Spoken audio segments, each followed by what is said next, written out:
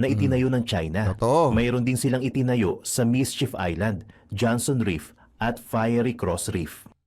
Base naman sa US Defense Department, halos 3,000 hectares na daw ang Grabe. na-reclaim ng China mula ng 2013 hanggang 2015. Samantala, sa ibang anggulo ng balita, Teka lang mga utol, bago tayo dumako sa ibang anggulo, isipin nyo yun, no? Nasa 3,000 hektarya na ang kanilang nasasakop. Hindi naman kanila yan. Wala talaga silang kumbaga historical claims or mga evidences. At saka kung pagbabasihan yung international law, wala talaga silang karapatan sa mga isla na yan. Okay mga utol, dahil napakalayo yun sa kanila. Ito po yung balita, no? Mula to sa GMA News Online, ano? China ships in WPS and West Philippine Sea increase to 122. Mula ito sa Armed Forces of the Philippines. Ito'y nilathala ng August 6 lamang mga utol, 2024. Diba? The number of Chinese vessels monitored in the West Philippine Sea has increased to 122 according to the Armed Forces of the Philippines on Tuesday. So yan ay legit, no, mga utol, na talagang lumalaki ang bilang o dumadami ang bilang ng mga China ships na nakapalibot sa West Philippine Sea. Mga karunungan, kaalaman, teorya, kasaysayan, hiwaga at mga bagong tuklas. Alamin natin, alamin natin. Eto na naman mga utol, at muli na naman dumami ang mga barko ng China na nakapalibot sa ating mga teritoryo. Mga utol, yan ang ating aalamin, no?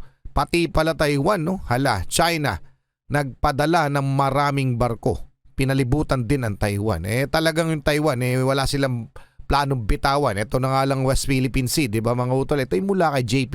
Amazing Stories. Paki-subscribe siya. Paki-like na rin yung video. Game na, alamin na natin to. dumadami na naman ang mga barko ng China sa West Philippine Sea. At iyan ay ikinababahala ng Philippine Navy. Mula daw sa 104 na bilang noong huling linggo ng Hunyo, ang bilang daw ng mga barkong ito ay nadagdagan at umakyat na sa bilang na 122. Kasama sa bilang na iyan ang tinaguriang monster ship ng China at maging ang isa nilang survey ship kung saan pabalik-balik daw ang mga ito sa Sabina Shoal. Survey ship mga utol, no? May pati yan, meron sila, oh. 'Di ba? At saka yung pagpapadala nila ng mga maraming barko dyan sa ating katubigan, nagpapakita sila ng kanilang, nagpe-flex sila ng kanilang muscle, mga utol. Kumbaga, pinapakita nila ang kanilang puwersa. Hindi nga mga warship, pero minsan, diba? May mga namamataan tayong mga warship na nakapalibot, na umiikot dyan sa ating mga teritoryo, mga utol. Tuloy muna natin. Gawa ng pagkilos na ito, agad naman binantayan ng PCG ang mga ginagawa ng mga barkong ito. Isang pangamba ang nabuo kung saan posibleng gumawa ulit ng panibagong artificial island ang China. Kagaya na lamang ng ginawa nila sa Subi Reef, kung saan ang isla ay naging tila isang syudad at military base sa gitna ng dagat. Totoo yan. Isang paglilinaw naman ang ibinaba ng Philippine Navy, kung saan sinasabing, hindi bahagi ng ating teritoryo ang Subi Reef. Ngunit malapit ito sa isa nating isla na Pag-asa Island.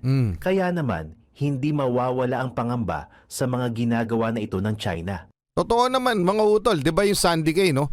At saka dito sa Sabina Shoal, 'di ba nahuli nila, nakakita nila na parang tinatambakan na. Nagsisimula na silang gumawa ng reclamation. Kumbaga sa pagsisimula na ganun, doon nagsimula yung mga artificial island na yan. Tinatambakan muna nila ng mga corals, 'di ba? Yung mga durug-durug na corals. Pinakita yan sa media. Kamakailan lamang yan nangyari at hindi lamang yung Sabina Shoal ang kanilang ginaganon. Kung mapapabayaan, hindi mababantayan, di tutuluyan yan ng China. Alam naman natin yung diskarte nitong mga lintik na to, di ba? Isipin mo, ginagawang military base. Papalibutan tayo ng, sabihin na natin hindi natin pag-aari yung ibang mga island na kanilang lalagyan ng artificial island. Kung mapalibutan tayo ng mga military bases nila, di wala na tayong kalaban-laban lalo. Di ba mga utol? So dun pa lang alam mo na may masamang pinaplano itong China. Tuloy muna natin. Hindi lang ito ang artificial island na itinayo ng China. Totoo. Mayroon din silang itinayo sa Mischief Island, Johnson Reef at Fiery Cross Reef. Base naman sa US Defense Department, halos 3,000 hectares na daw ang Grabe. na-reclaim ng China mula ng 2013 hanggang 2015. Samantala, sa ibang anggulo ng balita, Teka lang mga utol, bago tayo dumako sa ibang angulo, isipin nyo yun, no? Nasa 3,000 hektarya na ang kanilang nasasakop.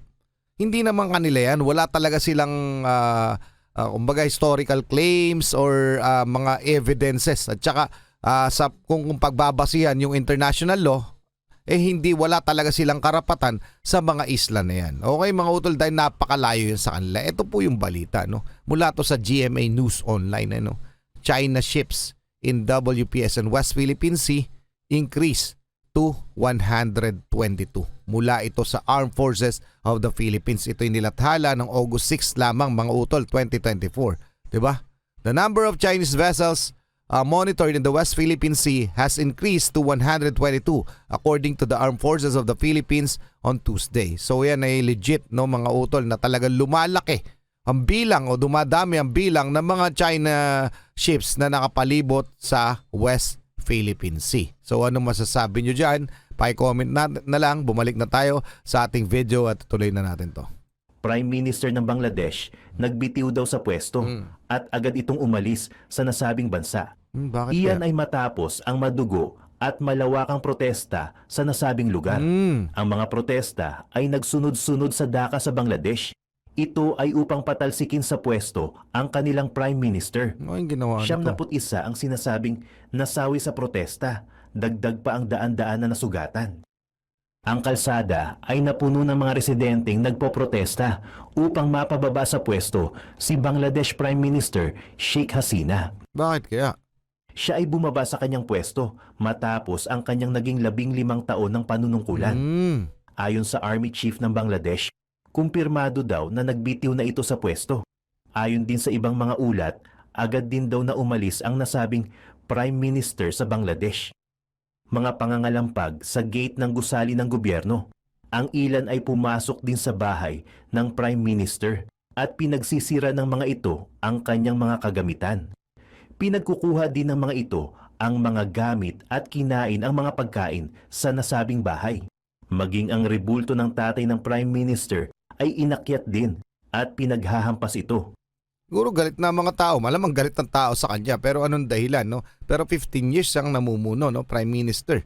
Okay, mga utol, pa-comment na lang kasi hindi ko alam tong balita na ito. Okay, ngayon ko lamang narinig o napakinggan. Okay, kung anong issue doon sa Prime Minister ng Bangladesh. Tuloy muna natin, ha? Ang pagpoprotesta ay nagsimula sa mga estudyante na ipinaglalaban na Ayun na. ibasura ang Ano mga pala? kontrobersyal na mga quota system ng kanilang gobyerno. Ano kaya yan? Ngunit hindi pinakinggan ng Prime Minister ang mga hinaing na ito. Ang pagbaba na ito ng Prime Minister ay ikinatuwa ng mga mamamayan at gawa nito unti-unti nang humuhupa ang tensyon sa nasabing lugar. Ayon naman sa Department of Migrant Workers, ligtas naman ang mga kababayan natin na halos 700 mga OFW sa nasabing bansa. Dagdag pa ay nakahanda din daw ang mga ito na ilikas ang ating mga kababayan kung kakailanganin.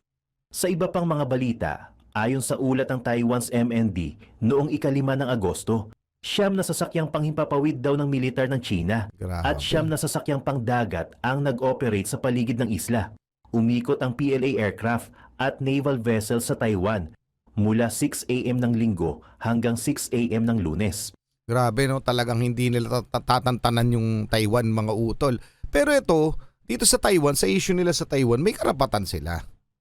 So, kumbaga, kung ako yung tatanungin ninyo, labas ako. So, kumbaga, wala akong komento kapag sa ginagawa nila sa Taiwan, kung ano pa man.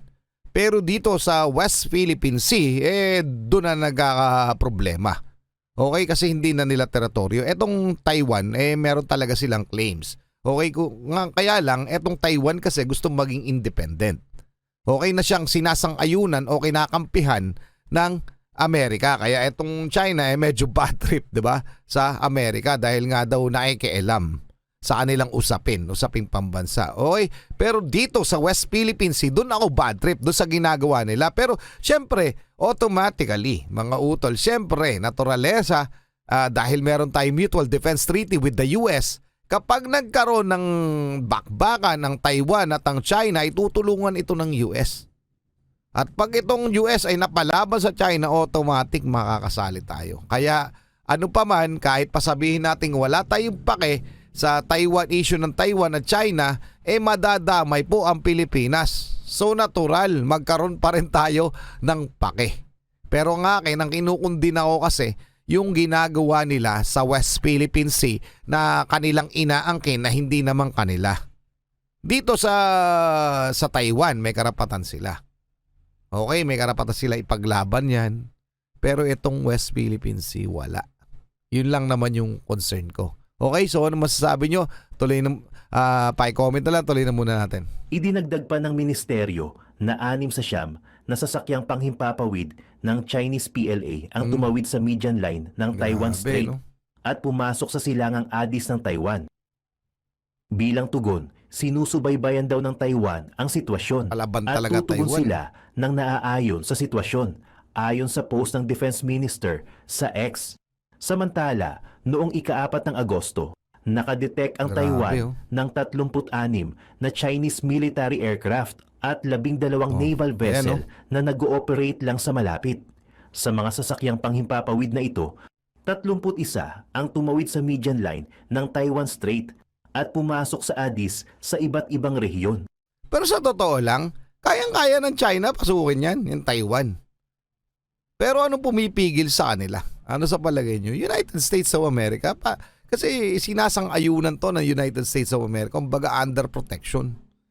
Pero lalaban rin talaga ang Taiwan, kaya nga itong gera na ito, kung sakaling matutuloy itong China versus Taiwan, pwede, hindi ko sinasabing 100% na naman, pwede itong maging mitya ng digmaang pandaigdig. Dahil itong China at ang US ay nagkakairingan na talaga. Isang mitya lamang ang sisindihan at magkakandaleche-leche na magbabakbaka na yung China at ang United States of America. Dalawa yan sa pinakamalalakas na bansa sa buong mundo at alam natin kung gaano ka-impluwensya ang United States of America kasi pag gumalaw ang United States at napalaban sa China, automatic gagalaw ang NATO o yung North Atlantic Treaty Organization na napakaraming malalakas na mga bansa. Talagang bakbakan ito. Kawawa rin ng China pero wag nating iisipin hindi ito makakapag-produce ng enough damage. Kasi malalakas din ang kanilang mga weapon. Kaya nakakatakot yan na magsimula. So sana'y wag matuloy dahil baka World War III at isa tayo sa pasasabugan nitong China dahil may military bases tayo dito ng United States of America. Okay? Yan ang nakakatakot. Tuloy muna natin. Mula noong Setyembre ng 2020, pinapatindi na daw ng China Grabe. ang paggamit nito ng mga gray zone tactics nila sa pamamagitan ng pagpapataas ng bilang ng operasyon nila gamit ang mga aircraft at naval vessels nila sa paligid ng Taiwan. Ayon din sa Taiwan, 2 UAV ng China ang nadetect din nila noong ika-3 ng Agosto. Ang nasabing drone ay tumawid din daw sa median line ng Taiwan Strait at nagpatrol mula tanghali Talagang hanggang umaalat alas na 9 ng impormasyon, gabi. no? Halos 43 nautical miles daw ang layo ng drones sa southernmost point ng Taiwan. Hindi lang yan. Meron pang ibang mga drones at ilang mga fighter jets ang nag-operate din sa southwest part ng isla, mga bandang 8 a.m. hanggang 11 p.m. Sinasabi na ang activity na ito ng China sa Taiwan ay naganap matapos ang unang joint drills na isinagawa ng Pilipinas at Japan. Ayon sa isang commentator at former PLA instructor, ang drones daw ay posibleng nasa ilalim ng reconnaissance mission kung saan may layunin ito na mangalap ng Yun. impormasyon. Well anyway, mga utol, hanggang doon lang muna. Eto, may patalastas pa. So anong masasabi nyo dyan? Ako talaga, yan pag nagkagera yan, pag natuluyan yang China-Taiwan na yan, talagang palagay ko hindi ito natatapos dyan. Ito'y magiging malawakang digmaan at posibleng ang maging mitya ng ikatlong digmaang pandaigdig at nakakatakot yun. Kaya kung pag nakikita ko yung mga comment minsan na digmaan na puro ganyan umang mga utol, yung mga leaders na yan, iniisip rin nila yung posibleng magiging resulta. Kaya hindi yan ura-urada na porke hindi sang-ayon yung isa sa ginagawa ng isa ay gegerahin porke kaya niya. O itamo kaya tayo ng China. Bakit hindi nila tayo magera? Kasi marami silang dapat ikonsidera. Kaya yung China, akala nyo rin takot, pero naghahanda. Iniisip lamang nila kung ano yung kasunod na mangyayari. Ito'y magiging malawak at ito'y kawawa tayong lahat ng mga tao. Hindi lamang Pilipinas, hindi lamang buong mundo yan.